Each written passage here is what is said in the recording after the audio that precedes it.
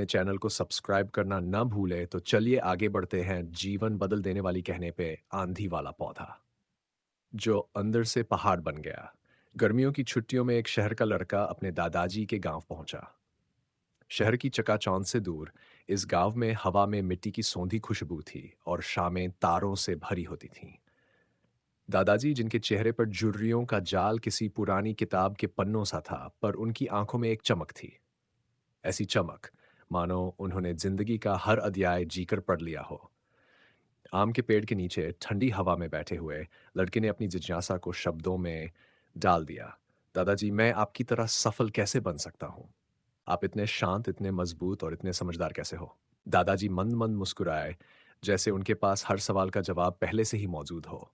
बेटा, उन्होंने अपनी अनुभवी आवाज में कहा, कल सुबह जल्दी उठना। मैं तुझे जवाब दूंगा, पर किताबों में नहीं, जमीन पर असल जिंदगी में दिखाऊंगा।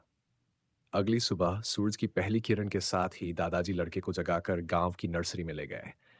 वहां से उन्होंने दो नन्हे से पौधे खरीदे।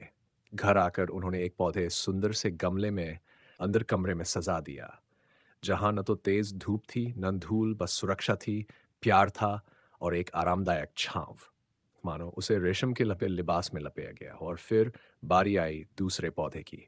दादाजी ने उसे घर के ठीक बाहर खुली जमीन में लगा दिया, जहां धूप थी, आंधी थी, बारिश थी और जिंदगी की हर कसौटी।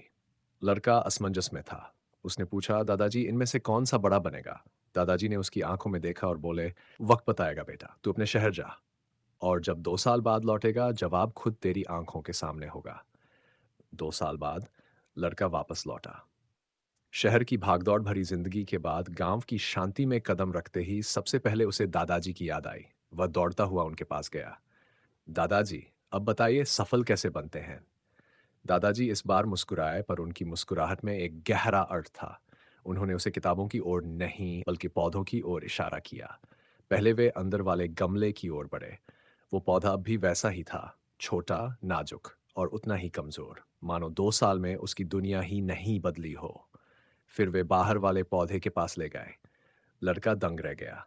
वो नन्हा सा पौधा अब एक विशालकाय पेड़ बन चुका था, जिसकी शाखाएं आसमान छू रही थीं, जिसके तने पर गांव के बच्चों ने मजे से झूले डाल दिए थे और जिसकी घनी छांव में अब पूरा आंगन ठंडा रहता था। यह सिर्फ एक पेड़ नहीं, बल्कि दृढ़ता की एक जीती जागती कहानी थी। दादाजी ने नीम के विशाल तने पर हाथ फेरते हुए कहा, देख बेटा, जो अंदर था उसे कभी कोई तकलीफ नहीं हुई, इसलिए वो कभी बढ़ नहीं पाया। उसे हर सुख सुविधा मिली, पर वो कभी मजबूत नहीं बन पाया। लेकिन जो बाहर था, उसने धूप से सीखा, बारिश से लड़ा, आंधियों से भिड़ा और तूफानों से जीता। वो टूट सकता था, पर झुका नहीं, क्योंकि हर तकलीफ ने उसकी जड़ें और गहरी कर दी, उसे अंदर से और मजबूत बनाया। जिंदगी आसान हो सकती है, पर तब तुम्हारा बढ़ना बंद हो जाएगा। मुश्किलें होंगी तो तुम विकसित हो जाओगे, तुम और निखरोगे। तूफान आने दो, धूप तुम्हें ताने, बारिशें तुम्हें बहा ले जाएं। अगर तुम डटे रहोगे, अगर तुम संघर्ष करते रहोगे, तो एक दिन लोग तुम्हारी छांव में सुकून पाएंगे, तुम्हारी कहानी से प्रेरणा लेंगे। सफलता गमले में नहीं उगती, वो उगती है उस मिट्टी में जहां दर्द होता है, जहां ठोकरें होती है और जहां तुम्हारी जड़ें गहरी होती है। अगर ये कहानी आपके दिल तक पहुंची हो तो इसे किसी ऐसे इंसान तक पहुंचाए जो आज खुद को कमजोर समझ रहा हो। शायद वो भी किसी नीम के बीज की तरह मजबूत बनने वाला हो, जिसे बस ये जानने की जरूरत है कि चुनौतियां ही उसे महान बनाएंगी।